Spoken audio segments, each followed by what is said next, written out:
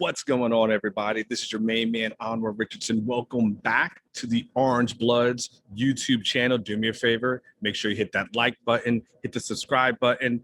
It is me solo here in Arlington. As you can see behind me, I apologize for all the glares that are coming at you right now. There's glares behind me. I've done everything I can to try to work with that. That's not doing it. You got glare coming off the top of my bald dome. That's not doing it. But regardless, I am here in Arlington right now. There's a lot of things going on behind me. I don't know if this may make for a bad video, but I'm literally going to try it. We'll just go. If you can see a little bit behind me, there's a lot of little interviews that are going on. Okay, well, actually, that's not helping at all. So I apologize. Behind me to my right, actually. Okay.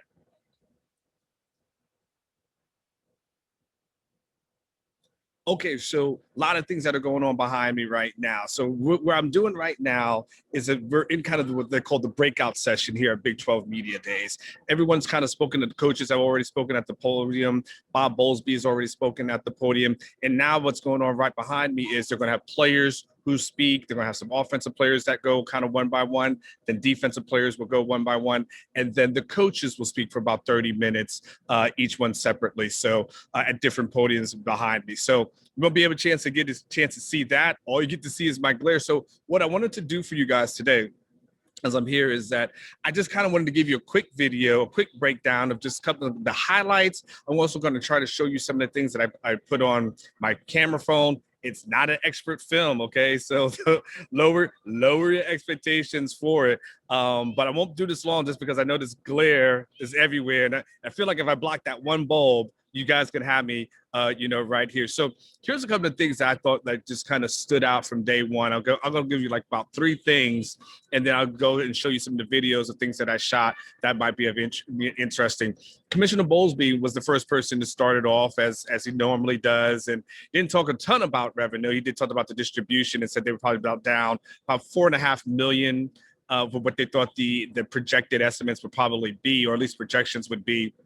But the one thing I thought was really interesting from Bowlesby was he took a really strong, like, these kids need to get vaccinated stance. And let me tell you what he said from the podium. He said, we're certainly going to do everything we can to encourage vaccinations. I think it's very short-sighted to not get vaccinations. Even if the Delta variant weren't around, it makes sense to get vaccinated. It then skips on a little bit later, goes, and beyond that, for a student athlete, you're also rolling the dice of whether or not you're going to be able to participate, because you're going to be in the testing protocol if you're not vaccinated. And then he goes on to use an example with the baseball tournament. University of Texas team was fully vaccinated, all their coaches and student athletes, and you saw what happened to North Carolina State, right? So then it skips on and goes, the potential's still there. I can't quote chapter and verse for you on the 10 teams and how many of their football players are vaccinated or what percentages, but I know it's a priority for coaches and for athletic directors, and it's an appropriate priority for medical professionals as well. Anybody you ask suggests you get vaccinated. Well, that he definitely came down for what his opinion on that was. And everyone probably has various opinions, and I won't necessarily get into, should you not, that's on you. That's a different conversation. We know those things can go off the rails, but what it did show to me was that Bowlesby, not only does he believe it's important for the student athletes, I think he thinks it's important to get the football season going, because he also mentioned that Delta variant many times. And so there's still that concern that, God forbid, they get into football season and this thing happens and this thing spikes up again. What will they have to do? He talked about having a very uncomfortable conversation with athletic directors recently, talking about, hey, what kind of guidelines are you guys going to be putting in for this upcoming football season? He said it wasn't really warmly received.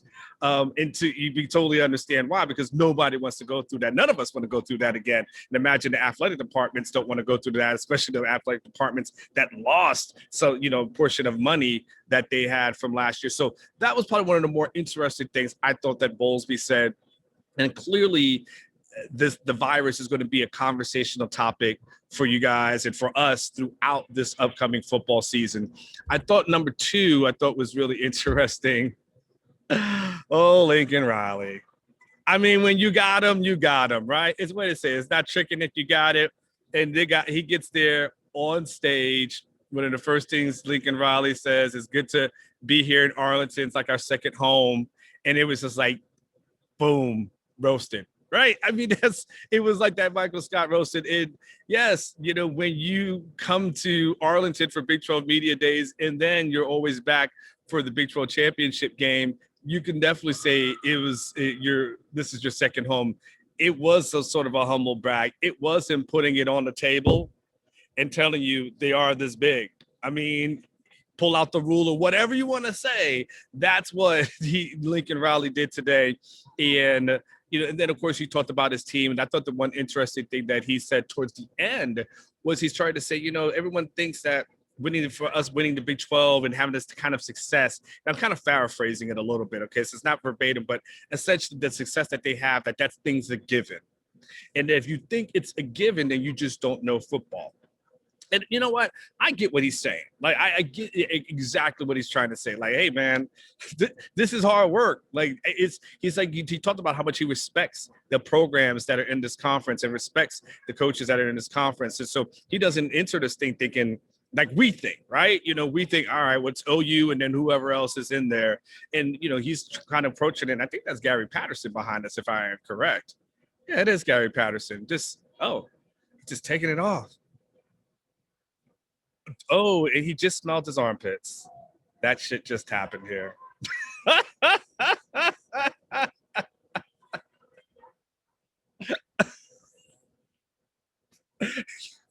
I'm not. That just happened. Well, I don't even know where to go from there. I don't even know. Watch, I'm going to show you guys. Who it is? Hey, Coach Patterson. Hey, how's it going? How you good? I'm going to get blocked by him. Okay. So anyway, as we move on from this video, I'm just so stuck. Lincoln Riley and how he just so done.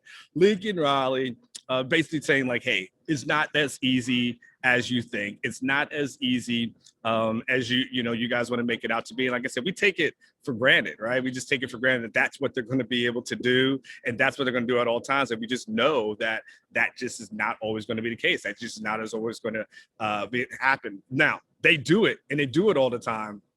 But I think what he's trying to say is, hey, this is hard work that we put in here in Norman. This is hard work. And don't just think you could just mail us in there every single year and just check the box, because that just is difficult. So I think I'm still a little stuck on the whole Patterson thing and what the reaction is going to be. So you got to give me a second to regroup. That's why I'm stumbling a little bit.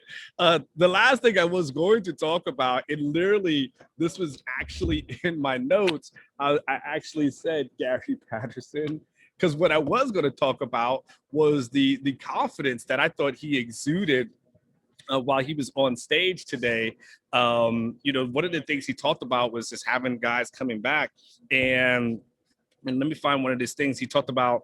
He said, what a great example. Usually in May, when we get done with finals, guys will leave for a couple of weeks because we only had 8 seniors, but 90% of them did it. They stayed on their own, lifted, they ran. So you can tell where they were at and what they were doing. He also talked about, hey, this is man, Gary, you got to get it together, brother. Just got to get it together behind me, brother. Can't do that. It will be the first time we've had a returning quarterback since 2017. People don't really understand what Max Duggan went through a year ago. When you understand you're only a freshman, you're going to go into spring. You don't have a spring. And so he basically talked about, having the, Duggan and what he was able to do and what he was able, to learn. He said, basically everyone on offense comes back: snapper, kicker, punter.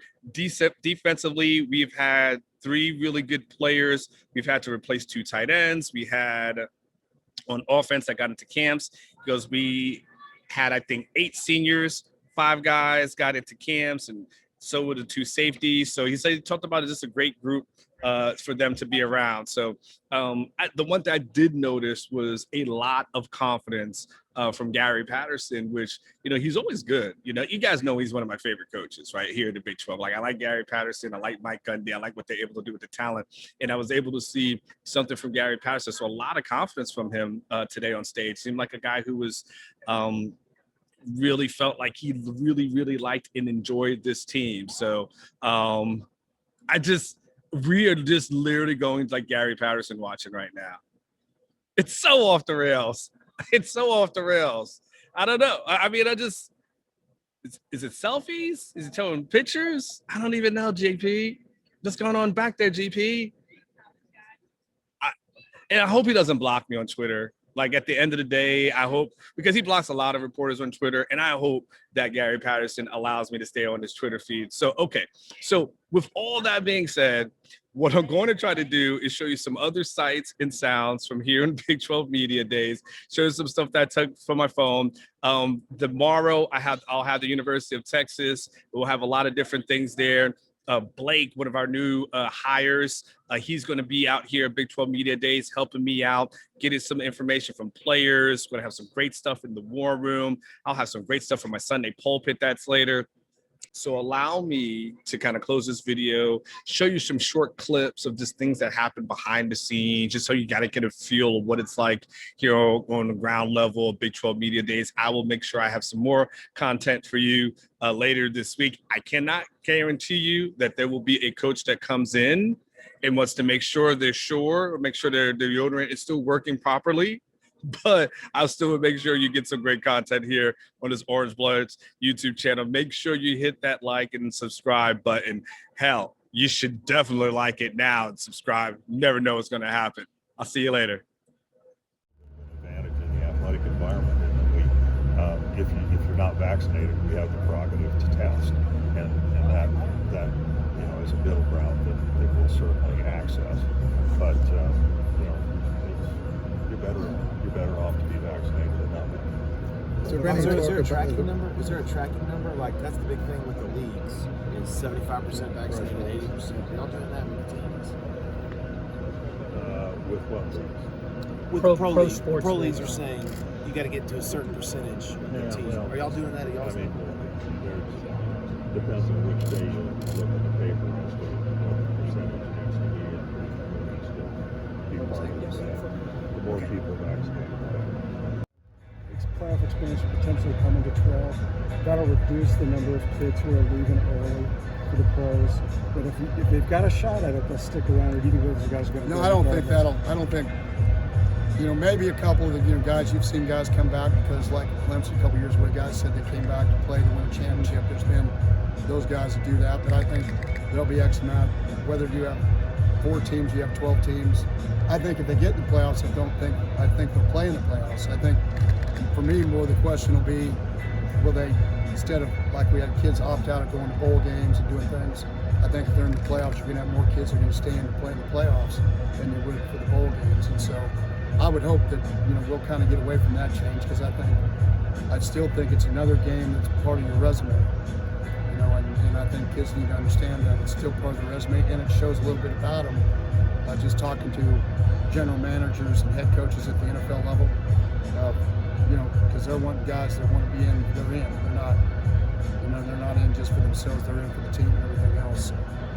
Coach, is the NIL a potential locker room disruptor? I mean, you like the chemistry of your team, but is this? Yeah, no, I don't think so. I mean, if you allow it to be, like anything else, but I think the biggest thing, if you recruit the right kids and do the right things, I think that's just a supplementary support. If they want to be able to help themselves, and a team has to win ball games, and they have to have great seasons, and for you to have a great season, different like basketball, where a guy could score 40 points a ball game shooting on his own, and the running back has to have people block for him. You got to have a linebacker who can't make tackles unless the defensive front's good. And so if they're smart, they'll understand, kind of like Max told me the other day, it's take care of, I just need to take care of winning ball games and being a good quarterback. If you do that, then all those other things follow. For that team. It was an opportunity with so many things not going our way, some within our control, some not within our control of who we were gonna be. I do think it shows the championship DNA of this program that I felt like our team was not going to accept, mediocrity, and so I very much appreciate about that team. We have a lot of respect for this league. We have a lot of respect for what it takes to win this league, and it's not. I think a lot of times on the outside, it's people just think it's a given, and it's anybody that thinks that doesn't know college football. They haven't been inside the ropes. They don't understand it. It takes so much. And it's so hard. Everybody's a good coach, and everybody has good players. And each year's so different. Each game's so different. So we're excited about some of the success that we've had, but we know that's not going to make a whole lot of difference in this coming year. We gotta go do it again. When you say part of your program is being outcome aware, right? Part of being outcome aware is, man, you work so hard to become the best, and you want to strain to be the best. And I think what we understand is, there's a unique way we have to do that in Ames, Iowa, and that's a little bit different. We gotta work week in and week out to be the best team we can be. And I think as we've continued to grow and recruit, our team approach to how we have to play the game offensively and defensively, and certainly on special teams, I think has grown with us. So, I think what we've done is we've certainly understand that there's a pathway to become the best.